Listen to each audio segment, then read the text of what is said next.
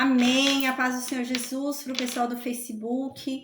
A paz do Senhor Jesus para o pessoal do Instagram, do YouTube. Amém. Pessoal que vai ouvir pelo áudio. Pessoal do Meet, a Maria, a Cláudia, a Wanda, Samuel, a Eliane. Amém. A paz do Senhor Jesus a todos. Amém.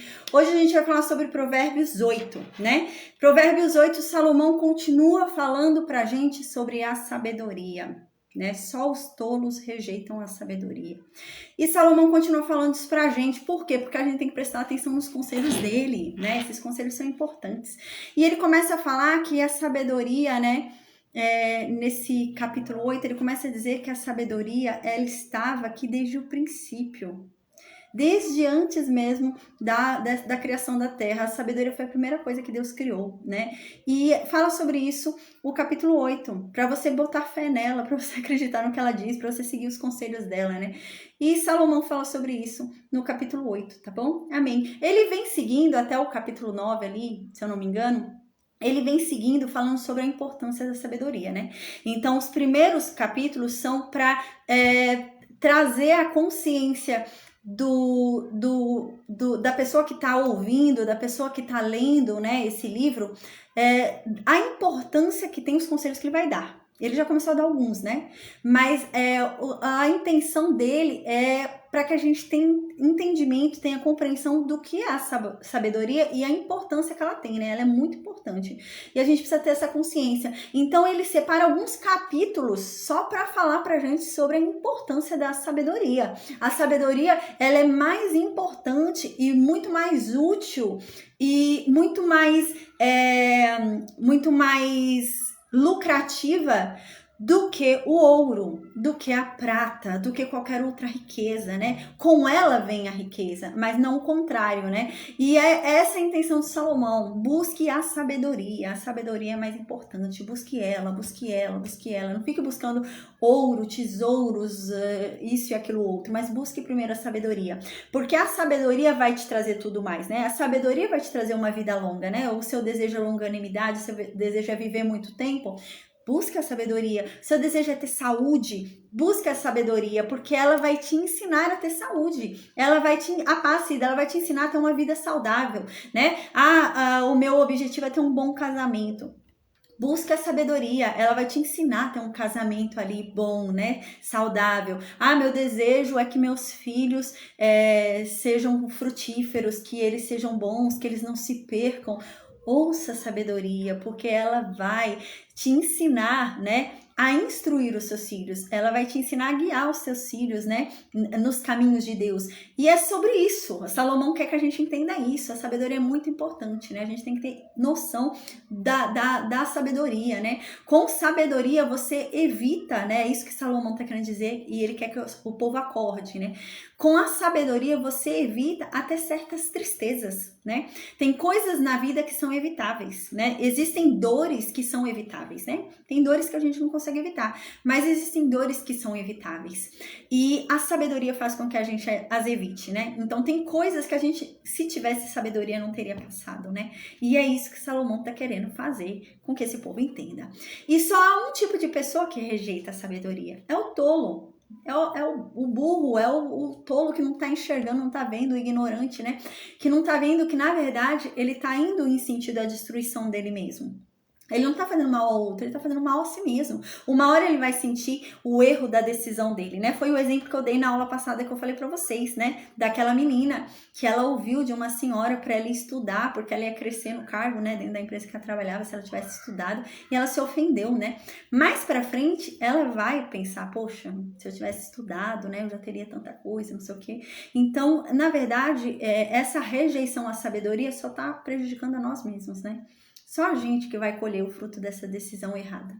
Então, amém. Eu vou orar agora e a gente vai começar a estudar o capítulo 8 do livro de Provérbios e vamos entender um pouquinho mais sobre a sabedoria. Vamos falar um pouquinho mais sobre a importância da sabedoria em nossas vidas. Amém. Meu Deus, obrigada, Pai. Obrigada por mais essa oportunidade de estarmos aqui reunidos diante da Tua santa presença, diante da Tua santa palavra, Pai. Amém. Meu Deus, que o Senhor venha, Pai. Que o Senhor venha de uma forma clara, de uma forma simples, se manifestando pela tua palavra. Que o Senhor torne a tua verdade inconfundível aos nossos ouvidos, aos nossos corações, que o Senhor se revele a cada um de nós de uma forma que venhamos a compreender a tua voz, que não venhamos a ficar confundidos, mas que todas as nossas dúvidas sejam sanadas, que o Senhor venha trazer paz aos nossos corações, entendimento às nossas mentes e ao nosso coração, Pai, amém. Que venhamos a ser guiados pela tua palavra, que venhamos a ser guiados pela tua sabedoria, seguindo, meu Deus, os teus caminhos, Pai. Nos ajuda, nos ensina, Pai, porque se nós tivermos entendimento da tua verdade, da tua palavra, dos teus desígnios, do teu caminho, nós não nos desviaremos dele, Pai. Então nos guia em nome de Jesus, Senhor. Meu Deus, que o Senhor, Pai, venha falar conosco, Pai. Que a sua palavra venha surtir todos os efeitos que ela tem sobre nós. Que ela venha nos convencer dos nossos pecados, venha nos convencer dos nossos erros, venha nos levar à verdadeira transformação. Que ela venha nos modificar verdadeiramente, que venhamos a andar em uma nova atitude, Pai, em nome de Jesus. Conceda a cada um de nós um novo coração, uma nova mente, Pai. Transforma as nossas vidas. Faça com que a sua glória resplandeça através de nós, Pai, assim como era com Moisés, que assim sejamos cada um de nós. Que ao olharem para nós, todos vejam que o Senhor é conosco, meu Deus, que a tua presença está aqui, Pai, amém. Meu Senhor, que o Senhor me use em nome de Jesus, Pai. Que aqui não seja o meu falar, mas que o seu Espírito Santo use a minha boca, a minha voz, para propagar a tua verdade, Senhor, amém. Que o Senhor derrame sobre mim ousadia e intrepidez para falar da tua palavra, para falar da tua verdade, Senhor, amém. Derrama sobre mim, meu Deus, sabedoria, entendimento, para que eu ensine a tua verdade, meu Deus, de uma forma plena, e que todo aquele que me ouça falar de ti, Pai, se entregue a ti verdadeiramente. Coloque em minha boca, meu Deus, um falar irresistível ao teu respeito. Coloca na minha boca, meu Deus, um falar cheio de tempero de sal, que o Senhor tempere cada palavra que sai da minha boca com sal, para que elas venham a ter bom gosto para todo aquele que as ouve. Que essa pessoa não resista e se entregue a ti, mergulhe na tua presença e venha te buscar cada vez mais, Pai, em nome de Jesus, Senhor. Amém. Que a sua palavra corra sem obstáculos, que a sua palavra ultrapasse barreiras, fronteiras e que ela chegue em todos os cantos, Pai, que todos tenham acesso à tua verdade e a conhecê-la, meu Deus, e a decidir segui-la, Pai, em nome de Jesus. Meu Deus, quebra cada coração que está aqui endurecido, quebra, meu Deus, trabalha em cada mente que está aqui cauterizada, Senhor, em nome de Jesus, Senhor, amém. Oh, meu Deus, faz tudo o que é necessário para que venhamos, meu Deus, a descobrir quem Tu és, venhamos a andar na Tua presença, porque, meu Deus, nós temos prazer em ser moídos por Ti, desde que a Sua vontade seja cumprida sobre cada um de nós, porque nós sabemos que a Tua vontade é boa, perfeita e agradável. Nós sabemos que os seus planos não podem ser frustrados. Nós sabemos, meu Deus, a tua palavra diz que tudo coopera para o bem daqueles que no Senhor esperam. E, meu Deus, nós esperamos em ti. Nós descansamos debaixo das tuas asas. Em ti confiamos. O Senhor é o único Deus que nós cremos e confessamos. Meu Deus, então que o Senhor venha, Pai, e nos guia, nos conduza, Pai, em nome de Jesus, porque nós queremos andar correto. Nós queremos ser agradáveis a ti, Pai. Nos ensina a sermos melhores, Senhor, em nome de Jesus. Nos livra de nós mesmos, Pai, em nome de Jesus. Perdoa os nossos pecados, Pai, porque nós somos apenas pecadores, Senhor. Nesse mundo não há alguém que não peque, Pai. A tua palavra diz isso, que até mesmo o pensamento é pecado. E nós reconhecemos, Pai, que nós não somos dignos, mas a tua graça é maravilhosa. A tua misericórdia nos alcançou. E que o Senhor se lembre para sempre disso, Pai. Que o Senhor um dia disse que o Senhor é um Deus que perdoa. O Senhor disse um dia a Moisés que o Senhor é um Deus que perdoa a iniquidade, perdoa a transgressão e o pecado. O Senhor é um Deus que tem prazer num pecador arrependido. O Senhor tem prazer em guiar essa pessoa em seus caminhos. Então, meu Deus, que essa palavra se cumpra sobre cada um de nós. Nos guia, Pai, nos conduza em nome de Jesus. Meu Deus, que todas as boas palavras que o Senhor um dia disse para todos aqueles que te temem, que todas as boas promessas que o Senhor um dia fez para todos aqueles que descansam em ti, ti, buscam a ti, confessam a ti, esperam em ti, amam a ti. Que todas essas boas promessas e boas palavras se cumpram sobre cada um de nós, Pai, em o nome de Jesus. Que o Senhor derrame sem medidas as tuas bênçãos. Que o Senhor abençoe, Pai, os projetos de nossas mãos, Pai, em nome de Jesus. Nos guia com sabedoria em todos os cantos e ramos da vida, Pai, amém. Em o nome de Jesus, que venhamos a ser prósperos, Pai, em todos os sentidos. Que o Senhor abençoe as nossas casas, porque a tua palavra diz que o Senhor abençoa a casa do justo. E que assim seja, Pai. A tua palavra diz que o justo santifica a sua casa. E que assim seja, Pai, que nossa casa seja santificada, porque nós somos justos, nós somos feitos de justiça através de Cristo. E nós estamos aqui, meu Deus, para que essa palavra se cumpra sobre cada um de nós, Pai, porque o Senhor disse, Deus, amém. Meu Senhor, obrigada pelo teu amor, pela tua graça, que a tua bondade, a tua misericórdia nos sigam todos os dias das nossas vidas, Senhor.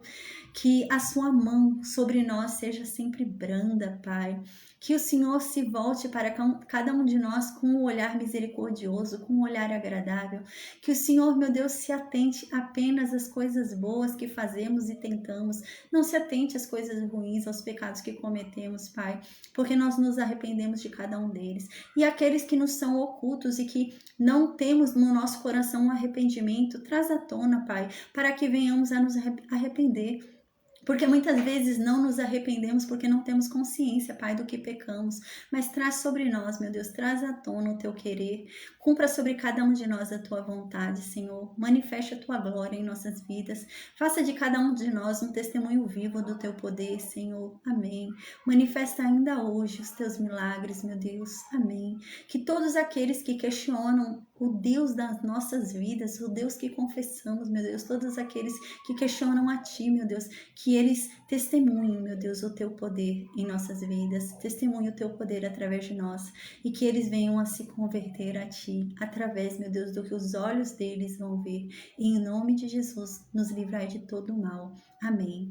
Meu Deus, que o Senhor não deixe que nada nos falte, Pai. Amém. Que tudo aquilo que necessitamos nos seja dado a cada dia. Em o nome de Jesus. Amém. Amém, amém, amém. Glória a Deus. Amém. A paz do Senhor Jesus, Sandra, Cida, amém. Então, gente, agora no capítulo 8, no versículo 1, Salomão diz assim: escutem, povo. Escutem, gente. Escutem, seus tolos, né? Escutem. A sabedoria, ela tá gritando. A sabedoria, ela tá desesperada. A sabedoria, ela quer ser ouvida. Então, aqui ele diz: o que a sabedoria está gritando? O que a sabedoria está falando? A compreensão está chamando em alta voz, né? Então, ela tá gritando em alta voz por compreensão, né? Às vezes a pessoa fala, ai, mas eu errei porque eu não tinha visto. Ai, mas eu fiz por esse caminho porque eu não tinha ideia. Não, a sabedoria gritou com você. Em alguma hora, em algum momento, aí Salomão tá falando, a sabedoria falou com você. Não vem dizer que você fez isso, foi sem querer, eu não sabia. Não. Em algum momento na sua vida, na sua jornada, a sabedoria se mostrou a você. Em um determinado momento você percebeu, não é aí que eu devo ir. Não é por esse lugar que eu devo andar. Isso vai dar mal. Não é bom. Isso é a sabedoria. E Salomão está falando, a sabedoria falou com você. Em algum momento ela vem sempre falando e ela quer ser ouvida. E no versículo 2 ele fala, a sabedoria ela não está em um lugar específico que você não pode encontrá-la. A sabedoria está em todos os lugares. É impossível que você não tenha topado com ela, é impossível que você não tenha passado por ela. Você pode ter passado por ela e ter desviado o olhar, não quis olhar para ela, mas você passou por ela em algum momento da tua vida. E então ele diz, a sabedoria, ela tá gritando para ser ouvida, falando com você do alto dos montes, da jornada da vida, através da sua estrada da vida, na jornada da sua vida. A sabedoria gritou com você em algum momento. Teve algum momento na sua história que a sabedoria gritou com você ali, né? Talvez você tenha ouvido, talvez não, mas ela gritou. Então ele diz, nas encruzilhadas dos caminhos ela se coloca. Quando aqui a gente tem 2 caminhos para seguir, 3 caminhos para seguir, ela ali está. Ela nos guiará em qual caminho a gente deve seguir. É isso que Salomão está falando. Ela estava ali. Você não quis ouvi-la. Você não se atentou ao que ela falava, mas ela estava ali. Aqui lembra bastante Jó, né? Porque Jó fala com, se eu não me engano, é o Eliú, né? Eliú, acho que é o nome do último amigo dele que chega, né? Se eu não me engano, né? Jó fala, Deus não quer falar comigo. Eu tô falando, Deus não me responde. Eu oro, Deus não me responde. Deus ficou quieto, né? E ele começa a falar isso. E Eliú falou, não, Jó, Deus não está quieto. Deus, ele não tá deixando de te responder. Então, Eliú fala, até o silêncio de Deus é resposta. Se você para ver, Deus não fala só através de palavras, só através de coisas. Deus fala de diversas formas. E Eliú começa a falar isso. Deus fala até através do silêncio. Deus fala através de sonhos. Deus fala através de arrepios. Eliú fala isso. Sabe aquele arrepio que você tá com medo, né? Eu acho que isso não vai dar certo, até se arrepia todo. Deus fala através disso. E Eliú fala isso para Jó. Você que não tá entendendo. Deus tá falando com você. E é nesse sentido que Salomão tá falando aqui. A sabedoria tá falando com você sim, né? Você que não tem ouvido. Sabedoria tem falado qual caminho você deve seguir, para qual lugar você deve andar. E ela tem gritado. Não é que ela tá falando baixinho que não se ouve. Tá gritando. Então aqui no versículo 3, ele diz que ela se coloca na porta das cidades para ficar gritando em alta voz. O que se acontecia na porta da cidade? Na porta da cidade aconteciam os maiores feitos da cidade. Então, o comércio da cidade era na porta da cidade. Os julgamentos eram na porta da cidade. Tudo que era importante era feito na porta da cidade. A porta da cidade era o centro, sabe o centro da nossa cidade? Que a gente vai lá no centro, que tem tudo. Era a porta da cidade. Na porta da cidade você fazia tudo, né? E aqui Salomão está dizendo que ela está lá. Ela está nesse lugar, né, mais importante da cidade, onde está todo mundo. Ela não está no lugar onde não está ninguém. Ela está no lugar lá onde tem todo mundo e está gritando, está falando para ser ouvida. Então aqui agora no versículo 4 ele vai começar a dizer o que a sabedoria está falando. Então a sabedoria está dizendo o seguinte: eu estou falando com todos vocês. Eu não estou falando só com alguns, estou falando com todos. Os ímpios e os justos. Os tolos e os sábios, estou falando com todo mundo.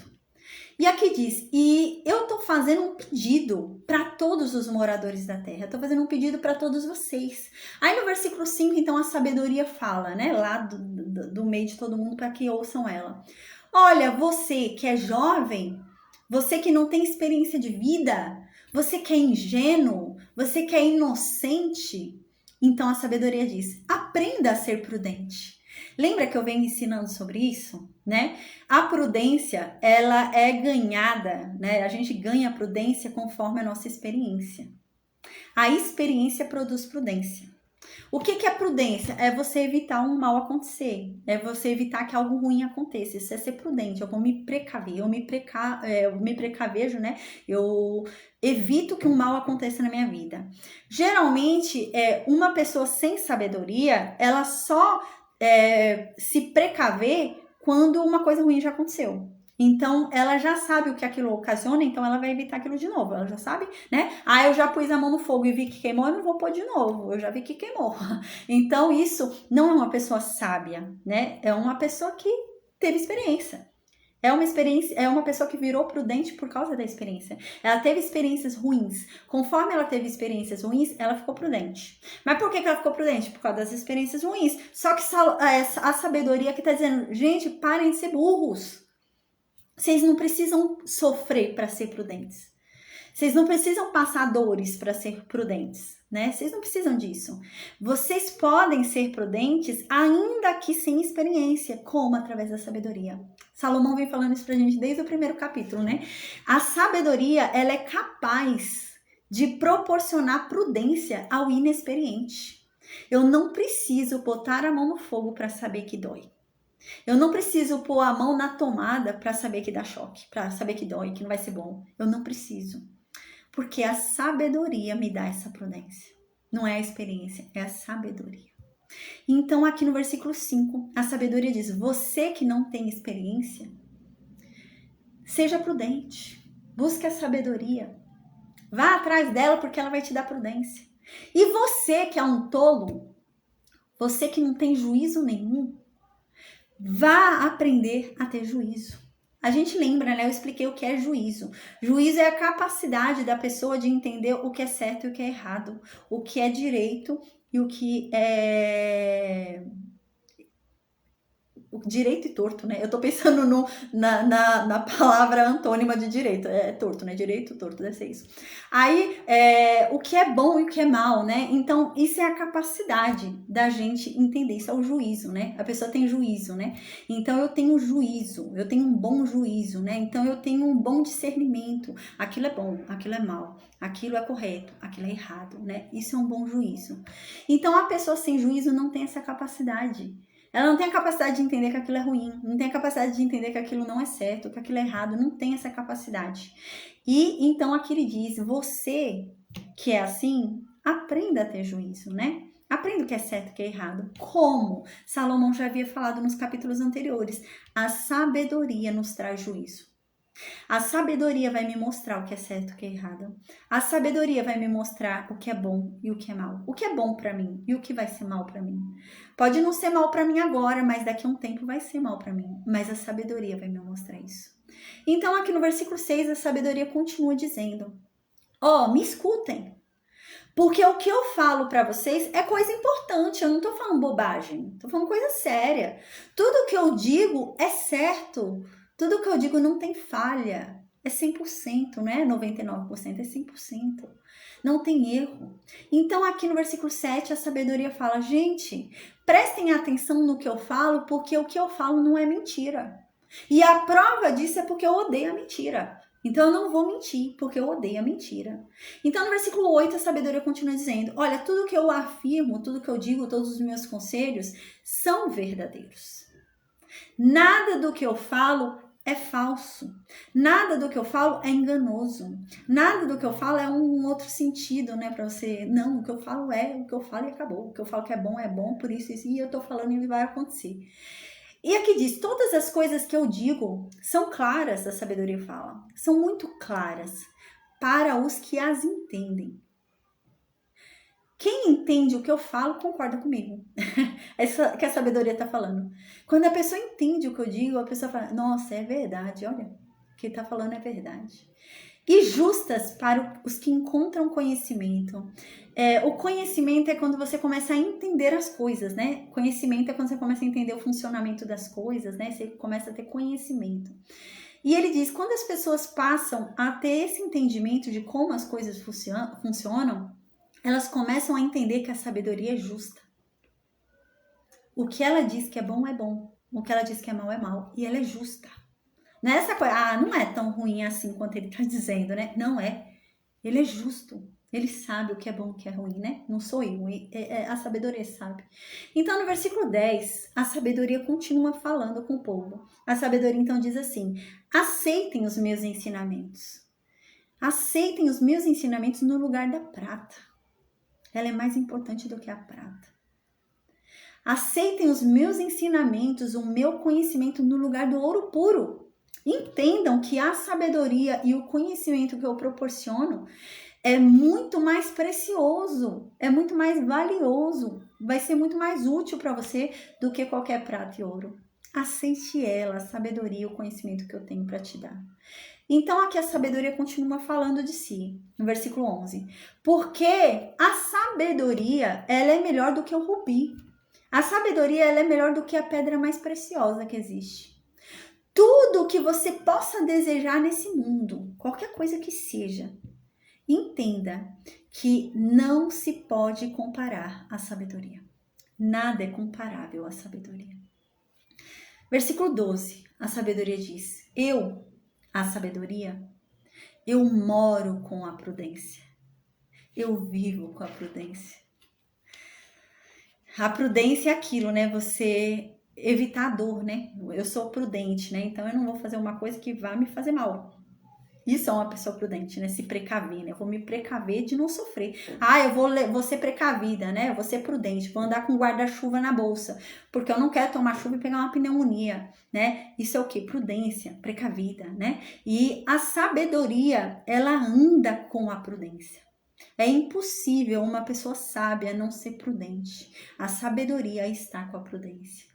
E a sabedoria, ela tem conhecimentos e ela está cheia de conselhos.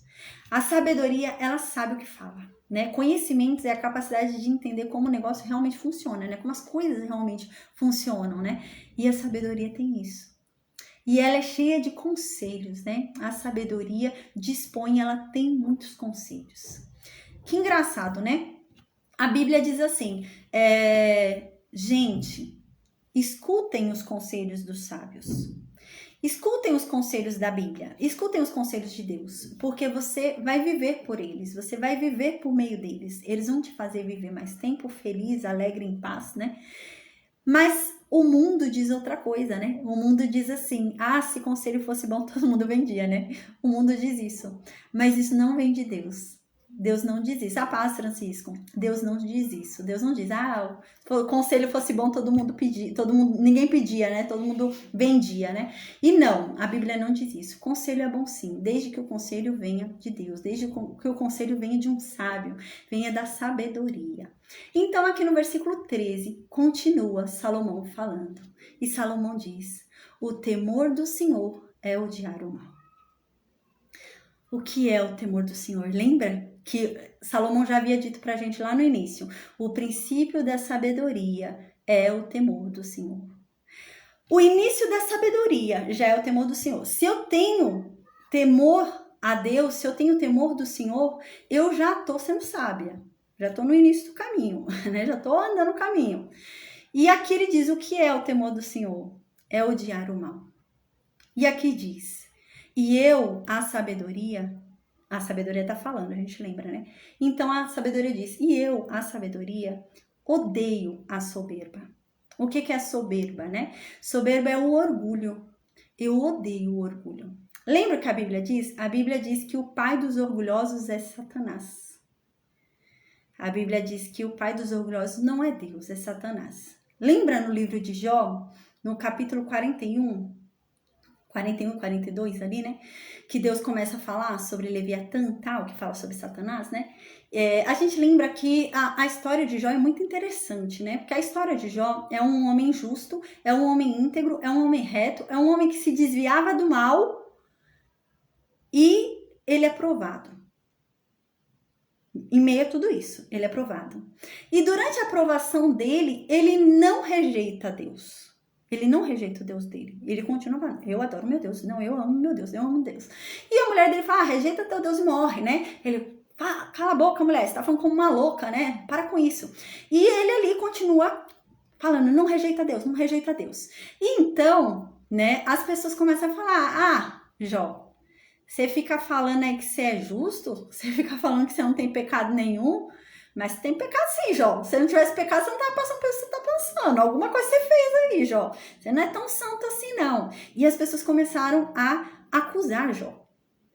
E para se defender, o que Jó começou a fazer? Acusar Deus. Para se defender, Jó começou a acusar Deus.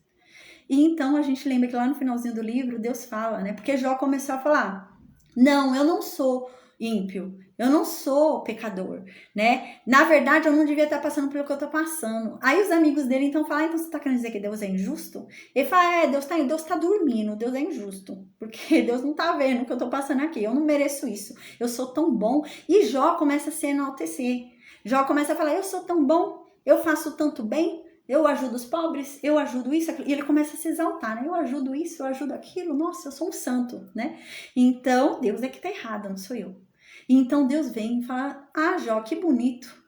Para você se livrar, você me põe no banco do réu?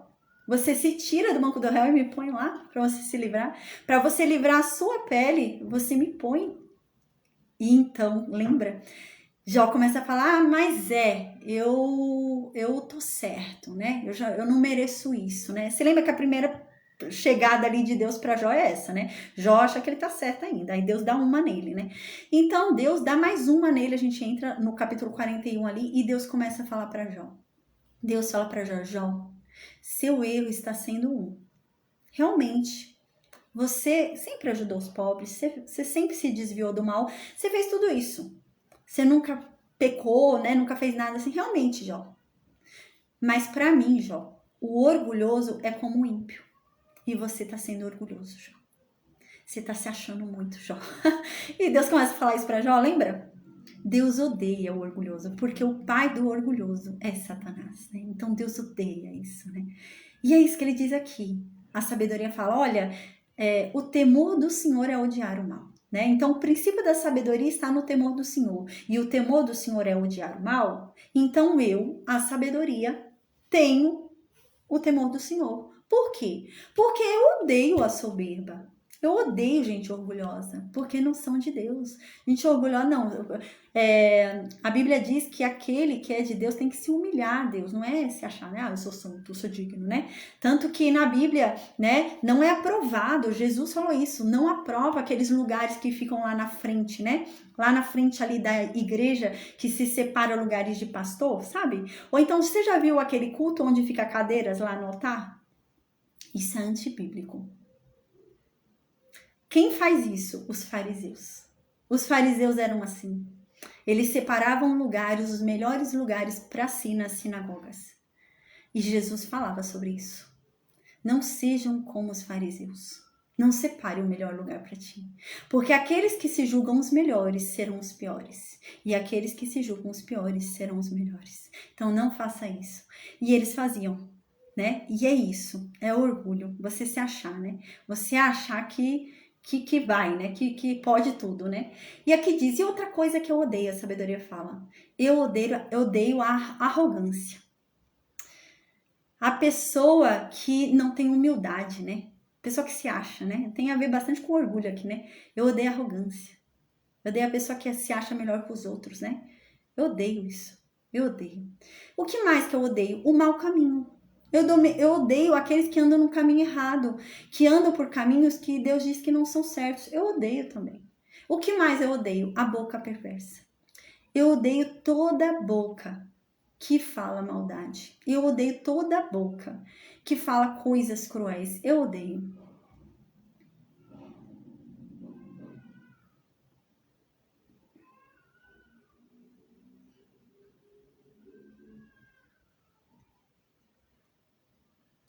Eu tava lendo aqui o que o Francisco Souza escreveu. O Francisco Souza, eu acho que ele é ateu. Aí ele escreve coisas assim, quando eu tô dando aula, às vezes ele escreve algumas coisas. E ele colocou assim, qual a lógica cristã? Matou, roubou, se converteu um dia antes de morrer e foi pro céu. Aí o honesto, estudioso, faz caridade, mas era ateu e foi pro inferno. Ô Francisco, isso é uma coisa que somente a sabedoria de Deus vai te dar entendimento, esse conhecimento. A Bíblia, ela não é baseada em obras. Você não é salvo por obras. Se eu me salvasse, tava tudo bem.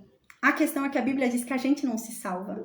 Eu não me salvo. Não há obras que eu faça que me salve. Então eu posso sair e doar todos os meus bens. Eu posso ficar pobre, morar debaixo da ponte, doar tudo. Doar tudo que eu tenho e morar na rua. Eu não me salvo. Eu não salvo a mim mesmo. Ninguém se salva. É isso que a Bíblia diz. É isso que o Evangelho de Cristo fala, entende? Então, eu sou salva pela fé. Eu não sou salva pelas obras que eu faço. Eu não sou salva pelo que eu faço. Eu sou salva porque eu creio que uma pessoa morreu por mim e ele era capaz de me salvar. Porque eu não sou. Então, ele morreu por mim e o sangue dele pode me salvar. O meu não. O sangue dele era puro, o meu não. É isso que eu creio, entende? E essa é a lógica cristã. A lógica cristã é baseada na fé e não nas obras. Não há nada que eu faça. Se eu tivesse essa lógica de obras, eu estaria seguindo o Espiritismo. Eu não estaria seguindo o Evangelho de Cristo. Por quê? Porque o Espiritismo diz que as obras me salvam. O Espiritismo diz que eu não preciso de alguém que me salve, eu mesma me salvo. O Espiritismo diz que se nessa vida eu fizer melhor do que a vida anterior, eu já tô salva, na próxima vida eu faço menos. Até que vai chegar uma hora que eu já vou estar no índice dos espíritos iluminados. O índice dos espíritos iluminados para os espíritas é o nível de Deus. Então eu vou chegar no nível de Deus, ou seja, eu mesma me salvo. Eu me salvei. E a lógica de Cristo, a lógica cristã de quem segue o evangelho de Cristo é que não há nada no mundo que eu faça que eu me salve. Eu não me salvo. Eu não sou digna, eu não consigo me salvar. Eu sou pecadora, eu sou errada, eu sou torta. Eu preciso ser arrumada. E essa é a lógica cristã. Eu entendo que há um que me salva, que é Cristo. Eu não me salvo. Eu não tenho a lógica do espírita. Eu tenho a lógica cristã. Eu sou salva pela fé. Houve um tempo na Igreja Católica que havia indulgências, né? Você era salvo pelas obras. Antes ali do protestantismo, né? Foi contra isso que Martinho Lutero lutou. Porque a Igreja Católica cobrava indulgências. Aí a Igreja Católica falava, se você trouxer tanto de dinheiro, você vai ter um lugarzinho separado no céu. Seu parente morreu e tá no purgatório, mas você consegue salvar ele se você der sua casa. Se você der seu apartamento, você salva ele. Isso não é bíblico. Deus não pede que eu dê nada. Deus não pede que eu faça nada. Porque alguém já fez por mim. Uau! E eu só preciso crer nisso. Só isso. Por isso, o que você perguntou, como uma pessoa que matou, roubou, viveu uma vida inteira ruim, aí antes de morrer ele vai para o céu. Eu vou te dizer como. Por causa da fé. Não tem a ver com obras. Tem a ver com fé. A pessoa pode ter vivido uma vida inteira libertina, pode ter vivido uma vida inteira louca, doida pelo mundo. Se no último minuto da vida dela, ela se converter verdadeiramente, ela reconhecer a Cristo, se ela tiver fé, ela é salva. Foi isso que aconteceu com aquele que estava do lado de Cristo na cruz. Ele estava com Cristo na cruz, porque ele errou, ele tinha cometido pecados, ele era um bandido. Ele tinha cometido um assassinato, alguma coisa antes de estar ali.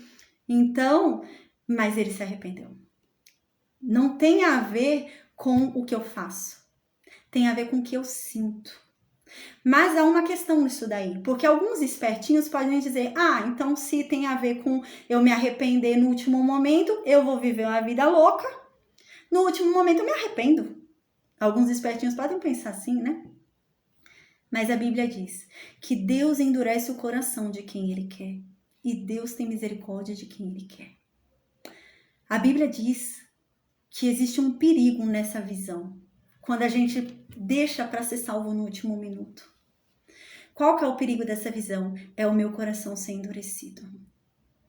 Existem pessoas que conhecem a verdade, que seguiam a verdade e decidiram ir para o mundo para depois voltar e serem salvas. E hoje elas não conseguem voltar mais. Porque apesar de saberem a verdade, o coração delas está endurecido. Imagina que triste. Então, ainda que ela saiba a verdade, se não for um arrependimento sincero, uma conversão genuína, ela não é salva. A gente não é salvo pelo saber a verdade, a gente é salvo pelo praticar a fé. É isso.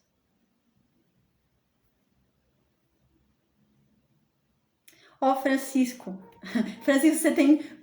eu entendo que você é um ateu, que você tá doido, eu vou falar algo agora. Francisco tá falando assim, Deus tá cansado e precisa descansar, 4 de Gênesis 2:2. Deus nunca se cansa e nem precisa descansar? O que é então? Ele cansa ou não se cansa? Olha, Francisco, eu vou te falar uma coisa. Eu vejo que suas dúvidas são dúvidas de alguém que não conhece a Bíblia. Tá? Essa passagem de Gênesis 2:2 não é que Deus está cansado, que ele foi descansar. A língua hebraica é uma língua muito pobre. A língua hebraica, uma palavra em hebraico equivale a 20 em português, por exemplo. Ela tem muitas traduções, é uma língua muito pobre. Não é igual ao português, por exemplo, que eu tenho uma palavra para falar pai, uma palavra para falar mãe, uma palavra para falar irmão, uma palavra para falar sobrinho. No hebraico é tudo a mesma coisa, tudo a mesma palavra. É muito pobre essa língua hebraica. E, na tradução, nem sempre se traduz ao pé da letra do que está sendo escrito ali, né? No livro de Gênesis, não é que ele parou para descansar, ele parou para contemplar tudo o que ele fez, porque Deus não se cansa. Nosso Deus não dorme, nosso Deus não morre, nosso Deus não cansa.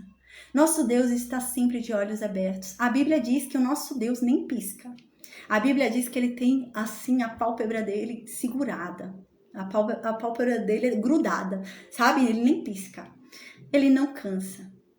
Então, eu te oriento, ao invés de você chegar aqui cheio de questionamentos, cheio de dúvidas que não tem lógica, eu oriento você a assistir a aula, a compreender a verdade de Deus, deixar a sabedoria de Deus entrar em você, entendeu? Porque para mim não tem problema nenhum tirar suas dúvidas, pelo contrário, eu fico feliz de tirar suas dúvidas, porque eu creio no poder do Espírito Santo que me converteu, e eu creio que ele vai te converter também, né? Foi o que eu te falei na outra aula, eu era assim como você, eu questionava muito a Bíblia. Eu falava, a Bíblia é uma mentira. A Bíblia é escrita por humanos. A Bíblia foi escrita por um monte de homem que queria fazer a gente seguir o que eles queriam. Eles queriam governar o mundo, e ficavam falando que eu tenho que fazer, não sei o quê. Eu pensava muito assim também. E então, eu debatia muito. Eu era igual você, Francisco. Eu debatia muito. Chegava questionando, eu não entendia nada. É o que está acontecendo com você. Você não entende nada do que você está falando. Você está vendo cheio de perguntas para mim que não tem nada a ver. Então, você não entende nada do que você está falando. Você vê, por exemplo, um exemplo agora. Eu acabei de falar do espiritismo. Eu entendo sobre o espiritismo. Eu falei sobre o que eu entendo. Eu expliquei aqui como funciona o espiritismo. Eu estudei o espiritismo. Eu estudei o candomblé. Para eu falar de alguma religião, eu estudo ela. Porque eu não posso falar do que eu não conheço. E eu era assim como você. Eu falava do que eu desconhecia. E é o que você está fazendo, você está falando do que você desconhece. Então, eu te oriento a assistir a aula. Não tem problema nenhum para mim, como eu falei, não tem problema nenhum para mim eu tirar suas dúvidas. Só que vai alongar muito a aula. E isso não é bom. Então, mas eu te oriento a assistir as aulas, porque conforme você vai estudando, as suas dúvidas vão sendo sanadas. Comigo foi assim, eu era igual você, cheia de dúvidas, falava, nossa, eu chegava fazendo perguntas tão bobas, perguntas que não tinham nada a ver, né? Perguntas que, nossa, não tinha nada a ver com a Bíblia, eu não tinha entendimento. Então, o que eu te sugiro, se você quer fazer tantos questionamentos, procure entender mais. Antes de fazer todas essas questões, essas perguntas, procure entender. Assiste todos os vídeos, assiste os vídeos desde Gênesis. Essas perguntas que você está me fazendo aqui, eu já respondi todas elas nas aulas que eu dei. Então, se você quer realmente entender ou questionar, estuda, porque você vai saber como rebater o que você está perguntando, entendeu?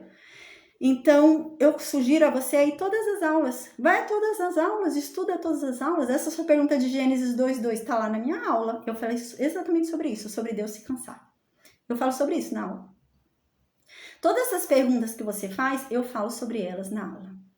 Então, antes de você chegar e fazer um monte de perguntas que, na verdade, não tem lógica nenhuma as perguntas que você está fazendo, porque são perguntas, gente, que obviamente é de alguém que não conhece o Evangelho. São perguntas só de um questionador. É como se eu chegasse agora e começasse a questionar um serviço que eu não conheço. Vou começar a questionar aqui um médico. Vou começar a questionar uma cirurgia médica. Eu não entendo nada disso. Vou questionar o quê? É o que você está fazendo. Então, eu não estou falando para você parar de questionar. Mas primeiro estude. Antes de questionar, estude. Aí depois que você terminar de estudar, você questiona. Foi o que eu fiz. Eu estudei o candomblé. Então, eu comecei a questionar. Eu estudei o espiritismo.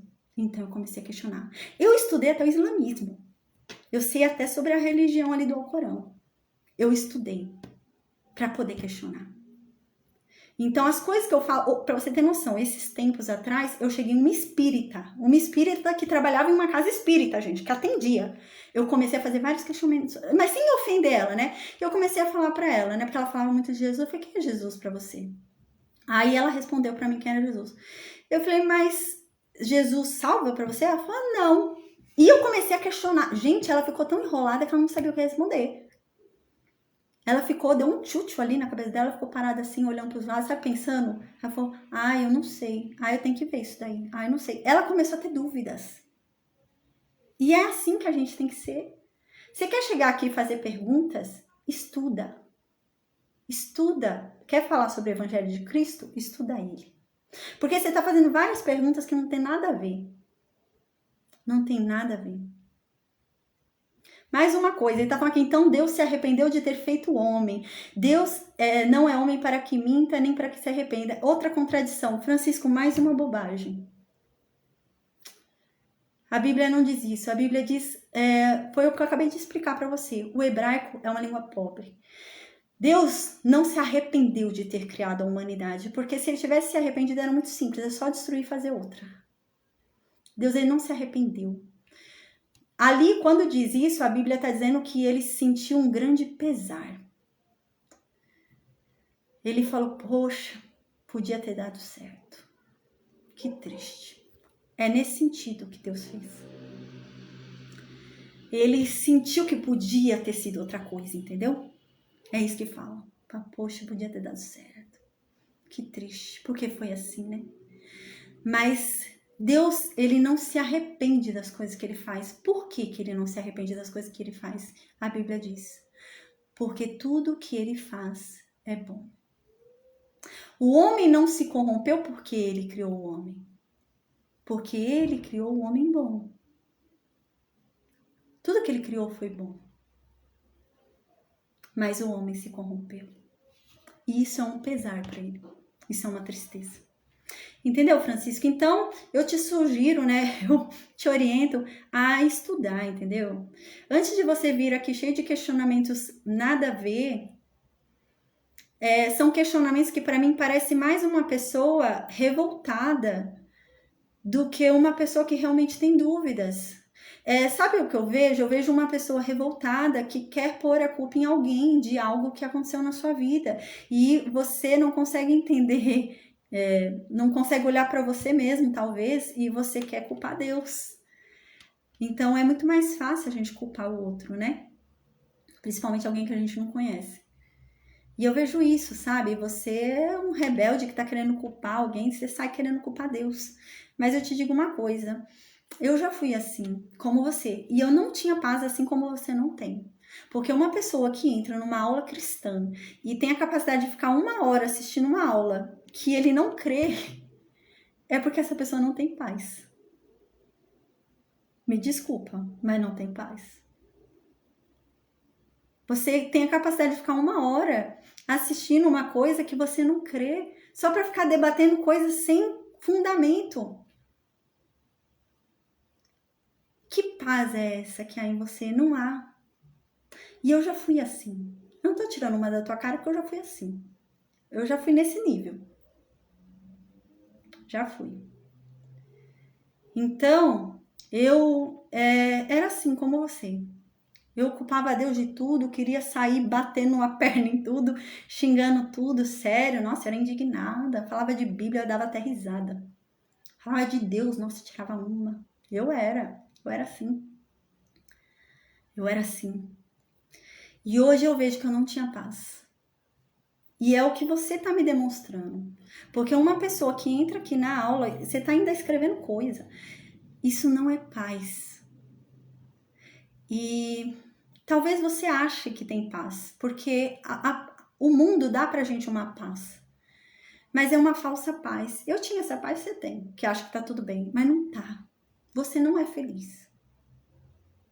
Você não é feliz por estar aqui fazendo o que você tá fazendo, você não é feliz. E hoje eu vejo isso, entendeu? Hoje eu vejo isso, que hoje eu tenho paz. Hoje eu tenho paz. Ao ponto de eu estar tranquila. Meus alunos estão todos aqui assistindo e eu tô conversando com você. Eu tenho paz. Mas, apesar de você estar dizendo aí pra mim que hoje você tá sossegado, que você tem paz eterna, não sei o que, apesar de você estar falando tudo isso, as suas atitudes não me mostram isso. Uma pessoa em paz não faz isso que você tá fazendo. Não entra numa aula de 1 hora para ficar debatendo, que você está conversando comigo sobre algo que você não crê. E, de certa forma, isso é interessante. Porque eu creio realmente, sério, numa conversão sua. Eu creio. Eu creio porque isso aconteceu comigo. Eu já vi essa história. Então, eu acredito. Deus não criou seres imperfeitos. Ele está falando qual é a lógica de um Deus poderoso, onisciente, que cria seres imperfeitos e depois fica culpando eles pelos próprios erros. Deus não criou seres imperfeitos. Deus criou seres perfeitos. Quando Deus nos criou, a gente ia viver eternamente. Você sabia disso? Acho que você não sabia. Se você estudar a Bíblia, você vai saber. Quando Deus nos criou, era pra gente viver eternamente. A gente não ia morrer. A gente era perfeito. Mas Deus nos deu o livre-arbítrio. Assim como deu aos anjos. Deus nos deu uma escolha. Porque Deus, ele não é um carrasco. Ele não nos obriga a nada. Deus, ele tem algo para nós, mas ele quer que a gente decida. E ele deu isso desde lá no início. Ele criou 2 seres perfeitos, mas esses 2 seres perfeitos tinham livre-arbítrio. Assim como Satanás teve o livre-arbítrio. Assim como o terço dos anjos que caiu com ele teve o livre-arbítrio. E então, o livre-arbítrio, a decisão errada de decidir experimentar o mal, de decidir viver o mal, de decidir conhecer de perto o mal, foi que tornou os seres humanos imperfeitos. Não foi Deus. Foi o nosso declínio de Deus. Foi a gente ter decidido, você tem 2 caminhos, aqui um é Deus e aqui um é mal. Eu decidi ir para o mal, ou seja, eu estou decidindo ir para o mal, eu estou indo contra Deus. E foi isso que nos tornou imperfeitos, não foi Deus. Mas, pelo contrário, Deus em sua misericórdia, ele está nos oferecendo algo que a gente não merece. Porque realmente eu peco. Todo mundo peca. Ninguém é perfeito. Mas Deus nos quis mesmo assim. Deus nos concedeu uma oportunidade de sermos dele sem termos que fazer nada. Porque eu peco. Mas Deus concedeu uma oportunidade de sermos dele apenas crendo. E quando a gente crê, a gente é aliviado de todo o fardo. A Bíblia diz isso. Existe uma paz que o mundo dá, existe uma paz que Deus dá. A paz que o mundo dá é uma paz que depende das circunstâncias. A paz que Deus dá excede todo o entendimento humano. É a paz que eu tô aqui. Você tá aí falando um monte de coisa e eu tô tranquila. Essa é a paz que Deus dá. A paz que você tá aí escrevendo esse monte de coisa querendo rebater o que eu tô falando é a paz que o mundo dá.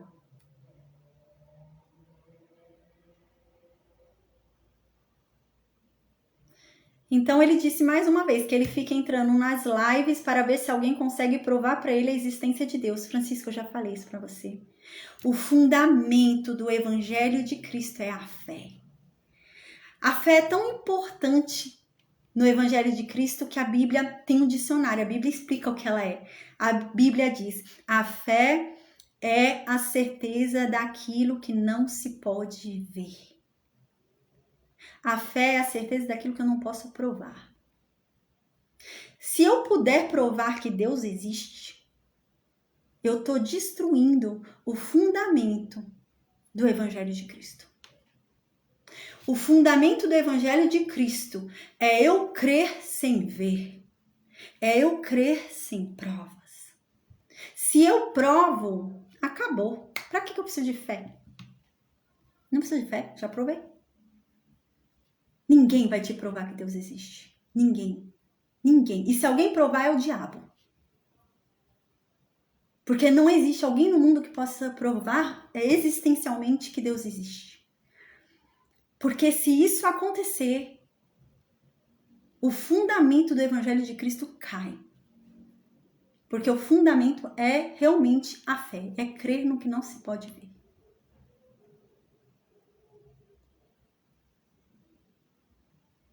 Agora ele tá me perguntando até de outras religiões. Ô Francisco, agora você tá me perguntando até de outras religiões. Gente, então eu vou continuar aqui a aula, amém. Então, gente, a sabedoria fala ali para todo mundo. Mas, Francisco, continua, faz o que eu falei para você, sabe? Eu vou ter maior prazer. Assiste a aula 1, aula 2, aula 3, aula 4 e vem fazer pergunta para mim. Eu vou ter maior prazer em responder, mas assiste. Assiste primeiro. Se eu não tiver respondido na aula, você me pergunta aqui, tá bom? Mas assiste. Assiste cada uma delas, tá bom? Amém. Então, no versículo 13, diz assim, né? O temor do Senhor é odiar o mal. Então, oxe, mas por que Salomão tá falando isso, né? Porque a gente lembra, o princípio da sabedoria está no temor do Senhor. Então, se o princípio da sabedoria é o temor do Senhor, então eu te digo que o temor do Senhor é odiar o mal. Eu quero saber o que é o temor do Senhor, é odiar o mal. Odeio o mal, pronto, é o temor do Senhor. Já está sendo sábio, odeio o mal. E aqui a sabedoria fala então, e eu sou assim. Eu odeio a soberba. Eu odeio o orgulho. Eu odeio a arrogância. Eu odeio quem não tem humildade, quem tem falta de humildade. Eu odeio. E eu odeio o mau caminho. Eu odeio as pessoas que andam no caminho perverso, no caminho errado. Eu odeio. Né? Eu não bato palmas para quem sai roubando os outros, para quem sai matando. Não, eu odeio isso. Eu odeio a boca perversa. Eu odeio aquele que fica falando maldades, que mata pela boca, né? Que faz confusão. Eu odeio. Versículo 14 diz: meu, né, a sabedoria fala, meu é o conselho e a verdadeira sabedoria. Eu sou o entendimento, minha é a fortaleza. Então a sabedoria está falando, gente, entendam que o melhor conselho é meu. Ninguém mais tem um conselho bom para te dar, só eu. O conselho é meu. Eu tenho a verdadeira sabedoria. Ninguém mais tem. Não é o falso mestre que tem, não é a outra pessoa. Não, eu tenho a verdadeira sabedoria. Eu sou o entendimento. Eu te dou compreensão das coisas. Sou eu. Minha é a fortaleza, ou seja, eu sou forte. Minha é a força.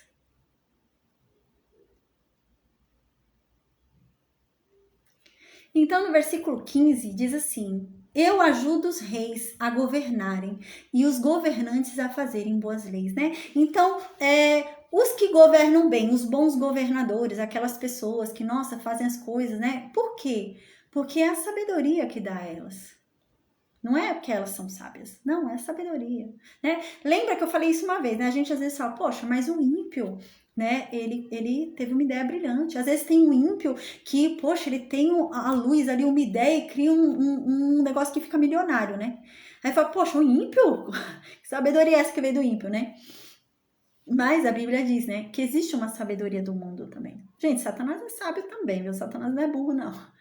Existe uma sabedoria também do mundo, mas a sabedoria de Deus é maior. Mas existe uma sabedoria do mundo. E aqui ele diz, né, que os bons governadores, né, são guiados por ele, pela sabedoria.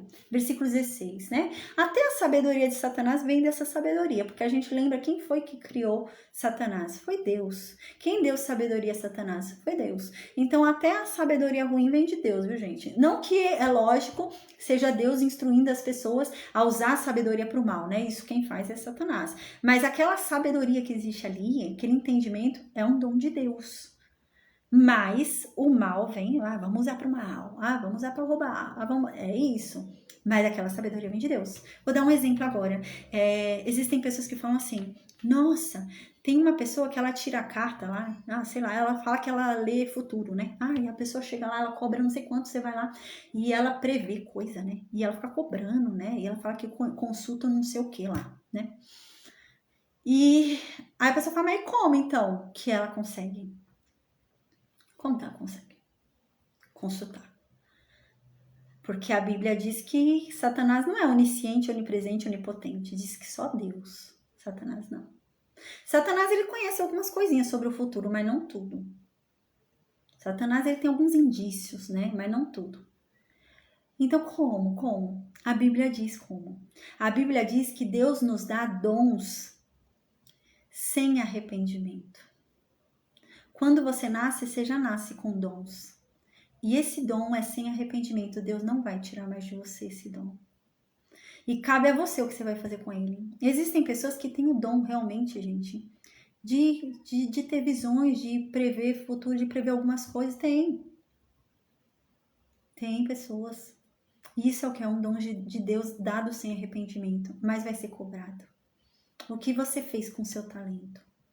Vai ser cobrado isso.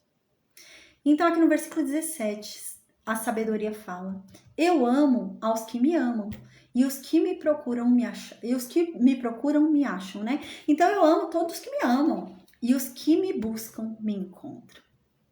A Bíblia diz isso, né? todo aquele que quiser ter sabedoria, pede, que lhe será dada. Não é uma condição, só se... Não, a Bíblia diz que todos. Se você quiser sabedoria, Deus vai te dar. Mas eu já expliquei sobre isso, né? Há uma condição. A sua sabedoria tem que ser genuína.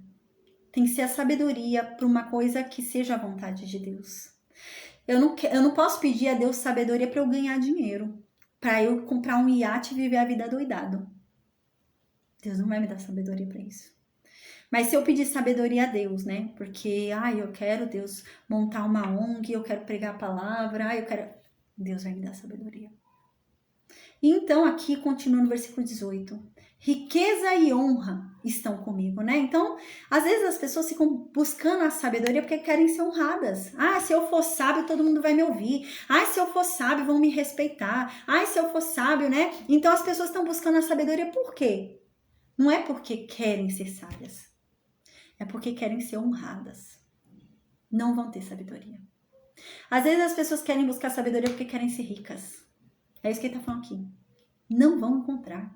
Mas se você buscar a sabedoria, você vai encontrar a riqueza. E vai encontrar a honra. Porque com ela está isso. Se você encontrou, vê Salomão. Salomão pediu só sabedoria, mas ele era rico, o rei mais rico. Né? E ele tinha muita honra. Ganhar dinheiro, eu conheço pessoas aí que ganharam dinheiro aí no Mega Sena, não sei o que.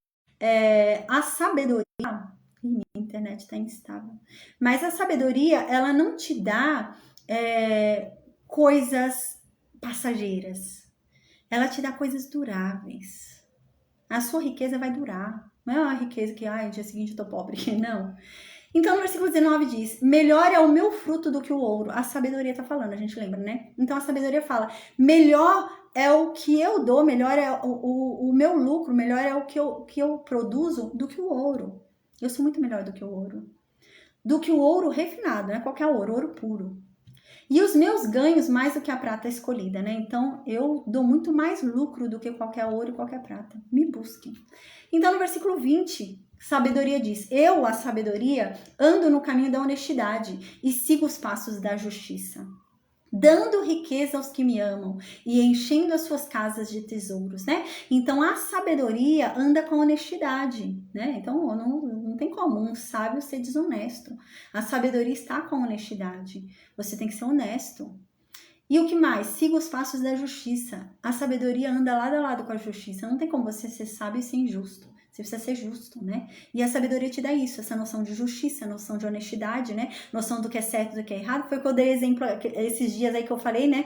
Que eu passei num lugar, o homem passou R$5 a menos e eu percebi, depois eu voltei para dar os R$5 dele. Honestidade, né? E é isso. Dando riqueza aos que me amam, né? A sabedoria, ela dá riqueza de alegre para quem ama ela, né? Não é porque você está buscando riqueza, mas é o resultado.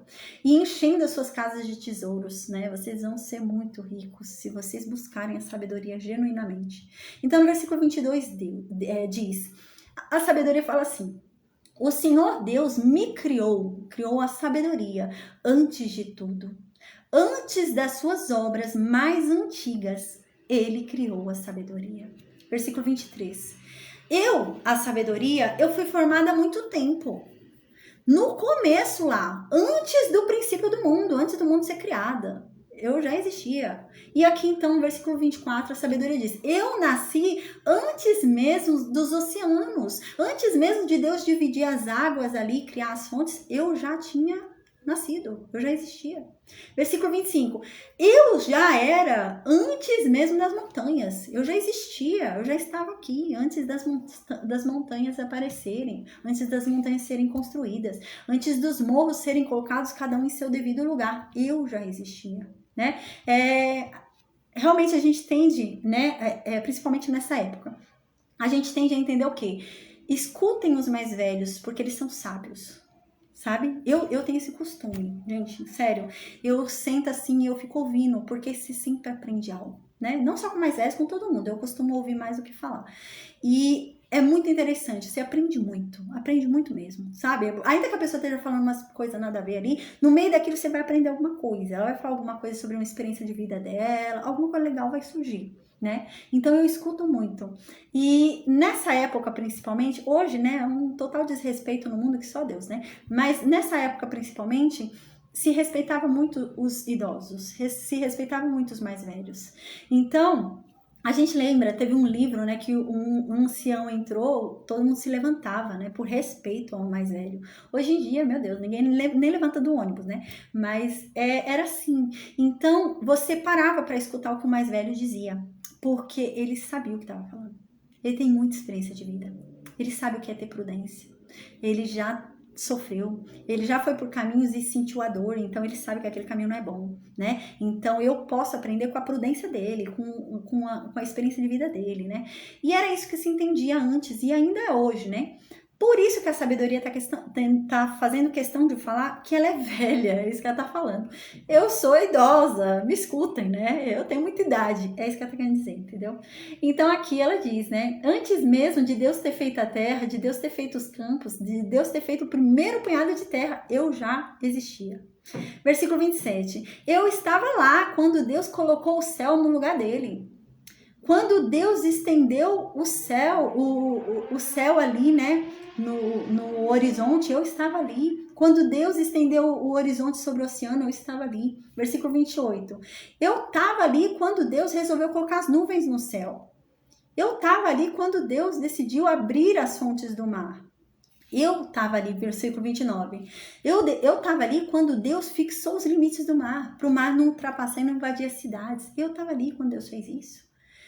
Eu estava ali quando Deus, versículo 30, eu estava ali do lado de Deus durante todo esse caminho, durante todo esse percurso, como um arquiteto, como uma arquiteta, eu estava ali do lado dele. E era a sua fonte diária de alegria, né? Com sabedoria Deus fez tudo isso. É isso que ele está querendo dizer, com sabedoria Deus fez tudo isso. E tudo isso foi fonte de alegria. Tudo que Deus fez era bom. E aqui diz, sempre feliz na sua presença. Eu estava feliz com o mundo. E eu era contente com a raça humana. É isso que a sabedoria está falando. No início de tudo, quando Deus criou tudo.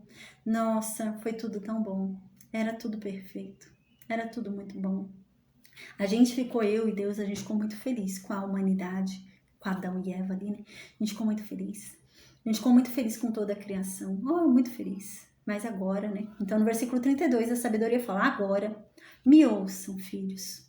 Me ouçam, porque felizes serão os que guardarem os meus caminhos. A sabedoria está falando, né? Então agora me ouçam, porque felizes serão os que guardarem os meus caminhos, caminhos de sabedoria. Versículo 33, a sabedoria continua dizendo, ouçam o que eu digo, ouçam os meus conselhos, e assim vocês serão sábios. Não rejeitem o que eu digo. Versículo 34, aquele que me ouve vai ser feliz, vai ter felicidade, vai ter paz de espírito. Aquele que fica todos os dias na minha porta, esperando na entrada da minha casa. Que legal, hein? Imagina a pessoa ansiosa pela outra, ao ponto de ficar na porta da casa da outra ansiosa ali, esperando o dia inteiro até ele chegar. É isso.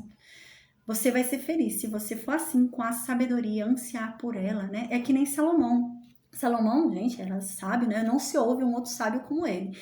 Mas ele não cansava de aprender. Ele queria aprender sempre mais, sempre mais, sempre mais. Queria sempre mais da sabedoria, né? Versículo 35. Porque o que me acha, né? O que acha sabedoria, acha a vida. Aquele que acha sabedoria, acha a vida. Acha a vida em todos os sentidos. Acha uma vida boa, feliz, agradável, uma vida saudável, uma vida plena, uma vida longa, né? Acha uma vida nesse sentido. E também, aquele que acha sabedoria, alcança o favor de Deus. Deus é a favor dele. Versículo 36. Mas o que pecar contra a sabedoria não vai estar me machucando. É isso que a sabedoria está falando. O que pecar contra mim não vai me machucar. É que nem Deus.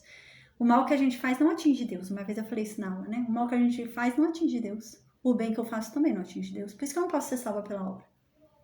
Deus está muito acima de mim. Imagina, o bem que eu vou fazer vai fazer que diferença para Deus? Nenhum. O mal que eu vou fazer vai fazer que diferença para Deus? Nenhum. Deus está muito longe de mim, muito aquém de mim, né? Para sentir o que eu faço. Então, o mal que eu faço é para mim mesma. E o bem que eu pratico é para mim mesma. Quando eu rejeito a Deus, quando eu peco contra Deus, quando eu violento a Deus, eu não estou fazendo nenhum mal para Ele. Estou fazendo contra mim mesma. Porque Ele não pode ser atingido pela minha negação, Ele não pode ser atingido pelas coisas que eu falo, não pode ser atingido. E é a mesma coisa a sabedoria. Se eu pecar contra a sabedoria, se eu a rejeito, né? Se eu não quero saber de nada, não quero aprender nada, que sabedoria. Então, a gente já não tá sentindo nada que eu tô falando. É azar o meu. Né? É isso que ele tá dizendo. A pessoa que fizer isso vai violentar a sua própria alma. O mal é para ela própria. Todos os que odeiam a sabedoria amam a morte. Todos os que odeiam a sabedoria não têm ideia do que estão fazendo, mas eles estão, na verdade, desejando a morte. Se eles não amam a sabedoria que é vida, então eles amam a morte. Eles amam o que é mal, né? Então, amém, gente. Que Deus abençoe. A gente termina aqui hoje a aula, tá? Na quinta-feira, né? Amanhã eu tenho médico. Na quinta-feira, a gente vai para Provérbios 9. Glória a Deus. Amém, tá bom? Que Deus abençoe a todos nós. Vou perguntar no vídeo se alguém tem alguma dúvida. Amém? Vou perguntar, Wanda, se você gostou também, tá bom? Gente, eu vou desconectar o Facebook, Instagram, YouTube, tá bom? Deus abençoe a todos. Um bom descanso. E até amanhã, até quinta-feira, com a graça de Deus. Amém.